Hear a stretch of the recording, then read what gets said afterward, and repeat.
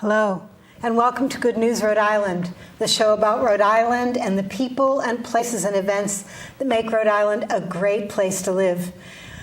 All these events build our communities. They're happening behind the scenes and definitely in the newspapers as well, so they're before us and behind us. The arts and the humanities are probably the ways that civilizations connect one to the next. So if you think about Egyptian civilization, you think about the art. If you think about Roman civilization, you think about the art.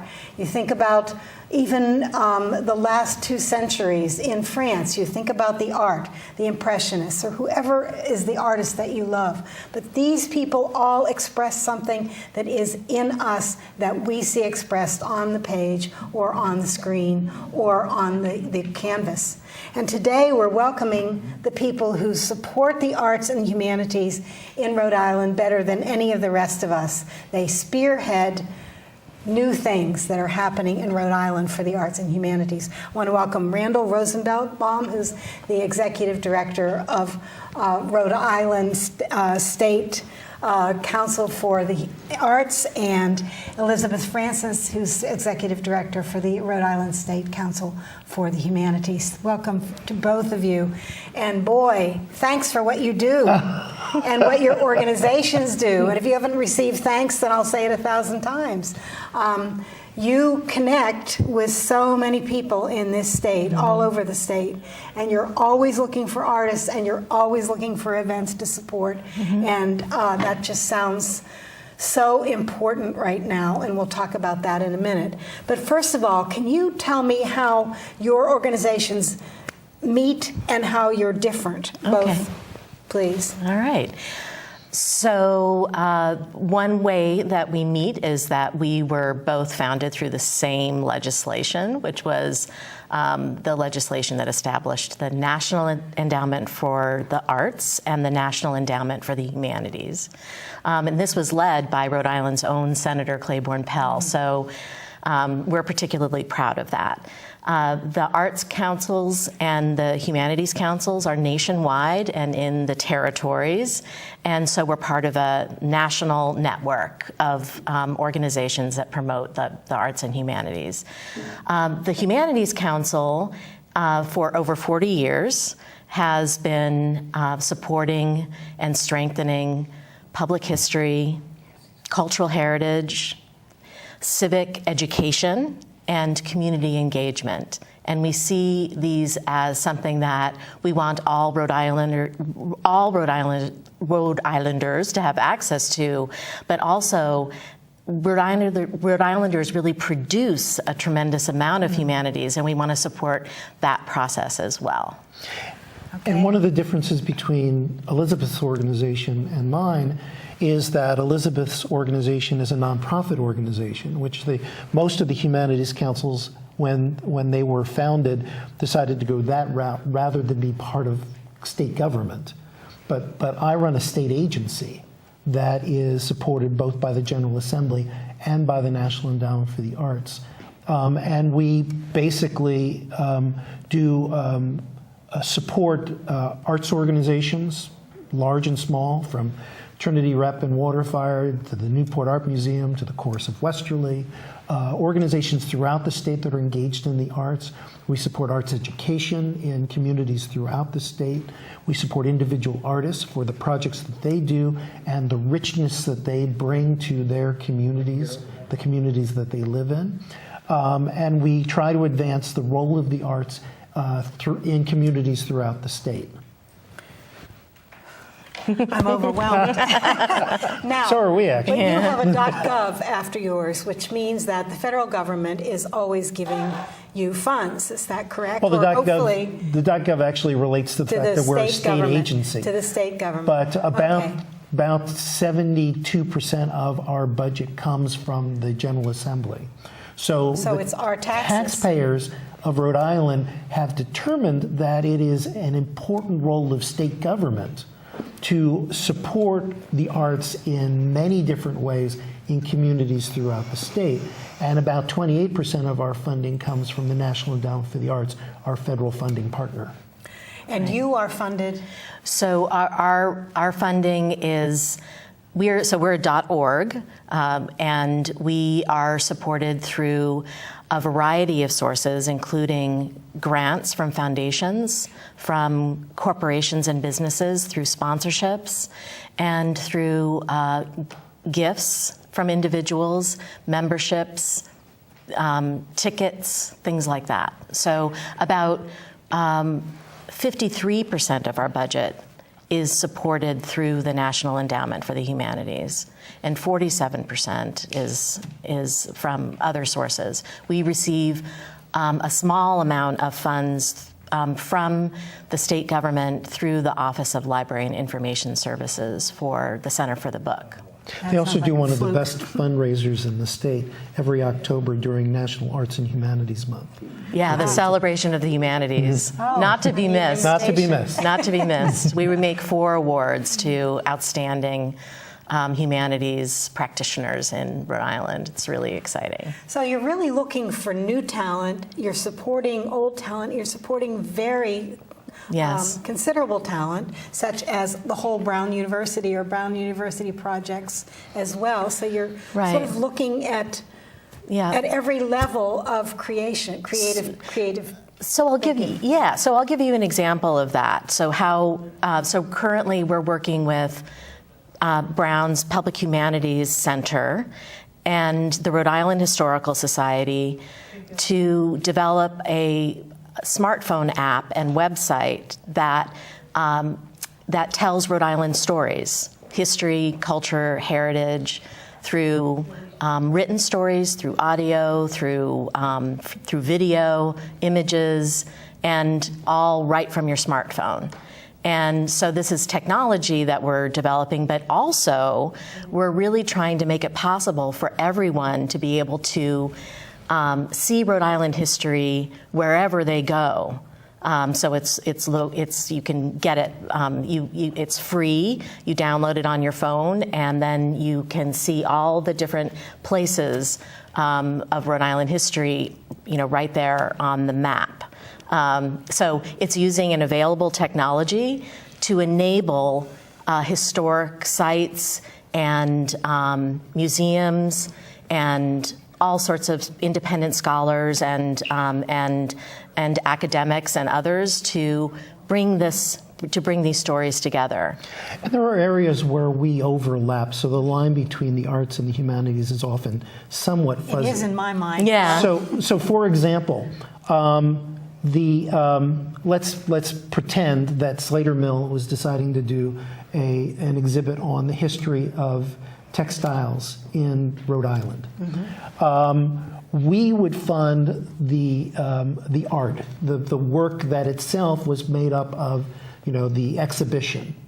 But the Humanities Council might very well explore supporting panel sessions and discussions and scholarly works related to the topic at hand. Yeah. So we would do the art part of it, and they would do the scholarly and the interactive learning part of it. So another example is of where the arts and humanities are really intertwined is something that's happening right now, which is the GAM Theater in Pawtucket is producing a play called King Elizabeth, which is the other night.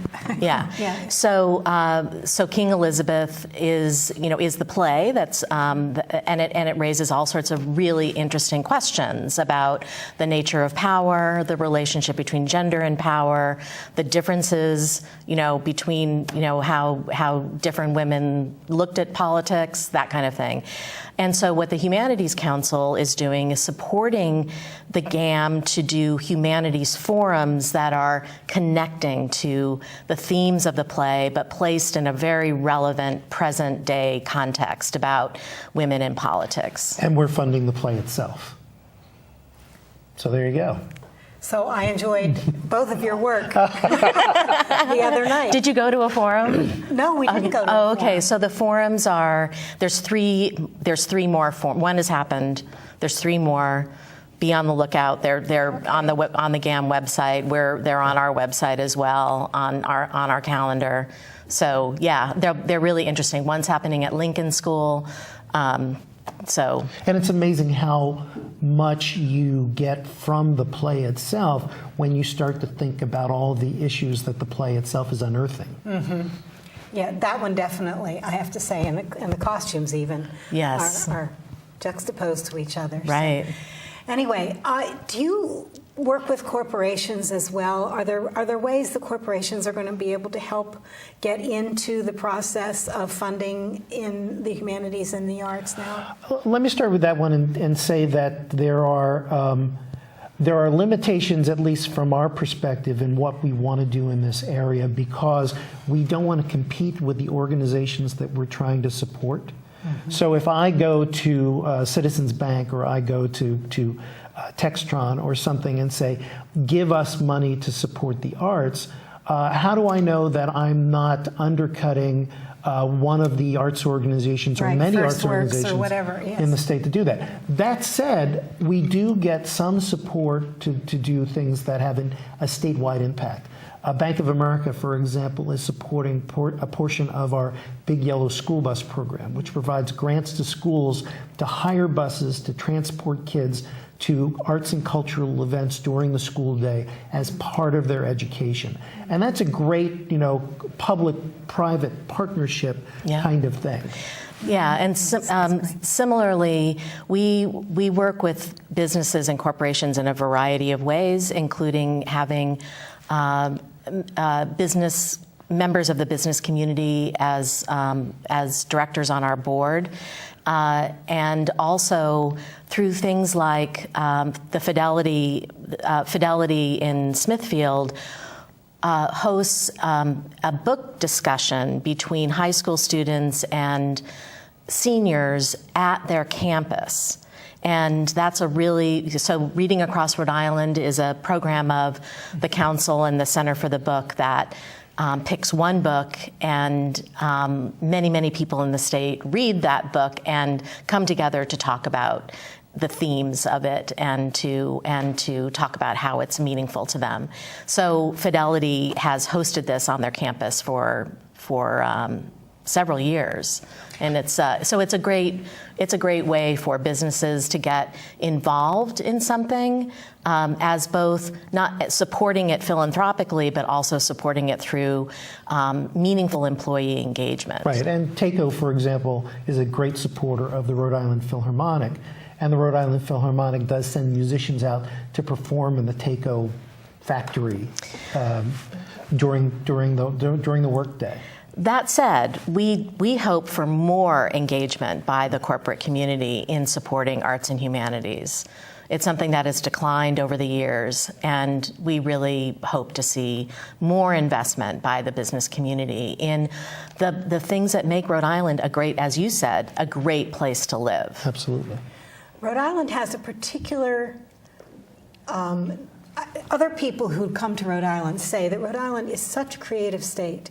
There are more creative projects here than in many other states, and we're the smallest state, and we still have this ability to keep raising up new artists, and it's because of RISD and Rick and et cetera, but it's also because of the environment here where artists are supported, and philosophers, historians, whatever. Correct, yeah. I mean, I think that is one of the things, and again, that's how the humanities and the arts are intertwined. So, for example, PVD Fest, Providence, the festival that takes place in Providence is going to be happening in June, and that will feature many, many artists, but it'll also be hosting an ideas conference, an exploration of what to do, and imagining new ways to engage with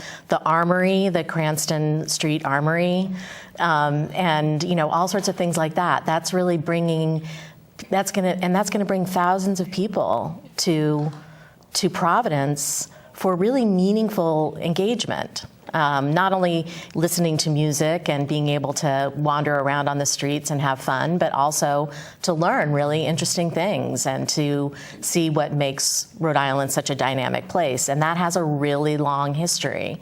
One can argue that the legacy, that one of the greatest legacies of the ideas and ideals of tolerance and diversity that were promoted and articulated by Roger Williams are core to the reason why artists and humanists feel like this is a place for them. That's very interesting. And to this day, the public support for the arts and culture has been very, very strong. I've once had a member of the Rhode Island congressional delegation say, you can't actually get elected to office in Rhode Island unless you support the arts and culture.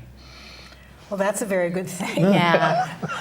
Let's just talk for a moment about education and what you do in schools and how you support the school systems as they are now, which often have to neglect arts because it's not funded. Sure.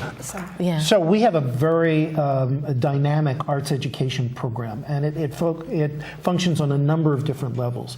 What we refer to as the macro level is all about arts education policy, working with the Department of Education to ensure that the arts are part of the basic education of every Rhode Island student. And in fact, that's written into regulation. So in every discipline. Yeah. In fact, several years ago during the No Child Left Behind era, we actually got the Board of Regents to approve a language that said in order to graduate from a Rhode Island high school, you need to demonstrate proficiency in one or more art forms. And we worked with parents and teachers and administrators to define what that proficiency looks like at different grade levels. That's now morphed into the Rhode Island Board of Regents in February adopting the National Core Arts Education Standards, which is a significant document that outlines just what we've described, but on a national level. On the micro level, we work with teachers to provide professional development, not just in arts education, but in cross-disciplinary activities. So one of my favorite programs when I was running the dance program in Pennsylvania was putting contemporary dancers with basketball teams to teach them how to move economically on the basketball court. But Everett Dance Theater here in Providence does a wonderful program that teaches about physics through movement. And these kinds in the of high schools. In the high schools. And even in the elementary schools. These kinds of cross-disciplinary programs are extremely important because the arts are a great entryway to kids who learn in different fashions. And one of them, our most important areas of our grant making is our civic education program that's actually called Democracy Demands Wisdom. And the idea that democracy needs people to participate and it needs people to be aware of lots of different things and to be informed and to be committed to lifelong learning. And so in the schools, we support a variety of approaches to civic education, and that's not just learning how the government works and how voting works, although those are important, but how to be involved in your community. What's the relationship between our history and what's happening right now, and to encourage students to investigate that for themselves. So one of the most interesting projects that we've supported is through River's Edge Arts Project. Again, it's an arts organization, but that's devoted to empowering young people in Woonsocket. And what the grant encouraged students and youth in Woonsocket to do is to look at the Blackstone River and to look at how their heritage connected to it, or how it didn't connect to it, and sort of how does that area mirror and reflect who they are and where are the gaps, where do they feel invisible, or where do they feel like they're not being represented. And that's the kind of civic education work that we think is really, really interesting. Mm-hmm. And we do that in a variety of ways, through both, there's a kind of upwelling right now of civically inspired organizations. Generation Citizen is one, the Providence Student Union is another, that are building on these, longer term organizations like the Capitol Forum and things like that.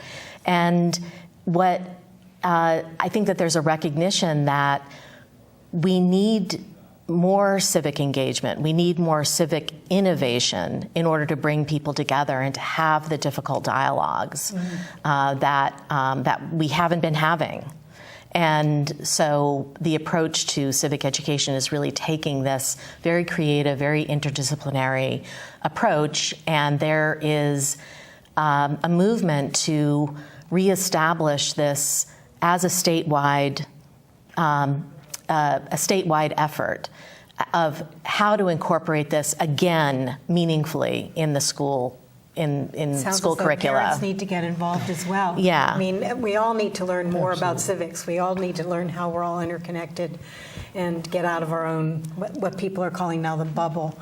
One of the things I wanted to have you here for was because of the crisis that we're in right now, mm-hmm. at least from my point of view, for the arts and for the humanities, with funding from the federal government or with recognition from the federal government that this is an extremely important part of our life together mm-hmm. as these United States. Mm-hmm. And I wondered if we could start talking about that a little bit. I went to a forum where you talked very openly with artists and at RISD, but I wonder if you could start that discussion and say how you're being affected now and what you're hearing. Okay. Well, it's a continuum. I mean, it's been very interesting. As many of your viewers probably know, President Trump recommended in his initial budget proposal that the National Endowment for the Arts and the National Endowment for the Humanities be eliminated. That, I think, was not well received by Congress, which actually disposes of the president's proposal. The Congress is charged with taking that recommendation and deciding finally on what they wish to have happen. This past week, with the pending government shutdown, language was put forward to keep funding the federal government through the end of September. And interestingly enough, the recommendation that came out of the Congress was that the endowments, the National Endowment for the Arts and the National Endowment for the Humanities, each receive approximately $2 million more in funding. Yes. And so how are you seeing this in terms of Rhode Island? Well, so so that's good news. That is very good news. But it's limited. It's limited news. Yeah. So this is for fiscal year 2017. So that's where the year that we're in right now. So Congress had not passed the budget yet for fiscal year 2017, even though it started in September. October 1st. October 1st. Mm-hmm. So we're getting through fiscal year 2017 in a little bit better shape if they in fact vote in the way that they say that they are going to. So that's good. But the budget that came from President Trump, the budget proposal, was for fiscal year 2018. So this would be the budget that would be prepared for for September. Yeah. Yeah. Mm-hmm. So my perspective on this is that yes, we should be very concerned about this, and we should. And there's a variety of things that we can do to say why it concerns us and why the NEH and the NEA and the Institute for Museum and Library Services, which is also defunded in the proposed budget, why those things matter to us, which we can talk about in a minute. But there is pretty significant bipartisan support for both NEA and NEH that has been built and carefully cultivated over the past 2 decades. And while both NEA and NEH have faced this kind of threat before, we've gotten maybe a little bit better at making the case for why the endowments are so important for a very modest investment. Yeah, and Elizabeth put it very well. I mean, the biggest challenge is going to happen in September when the Congress starts to grapple with the budget that starts October 1st. The president's proposal has been to eliminate the endowments. As Elizabeth said, I've visited last week with our congressional delegation, and they believe that there is enough bipartisan support to keep the endowments strong and active entities. We just don't know how far things will go as this whole thing unfolds. That's very, I mean, just to hear bipartisan sounds totally new and shocking, but it sounds very good. And I know that we have a wonderful representation. Yes. In both the House and the Senate from our state. Rhode Island's delegation is outstanding in their support for the arts and the humanities. So we have 2 minutes left. Is there something that you would say to people, that those of us who are in the seats watching these wonderful things happen, what do we do? Yeah. You start. From my perspective, the best thing that people can do is get out and see art, participate in art, create art, do the kinds of things that engage you with arts and culture in your community. Yeah. You will literally fall in love with it.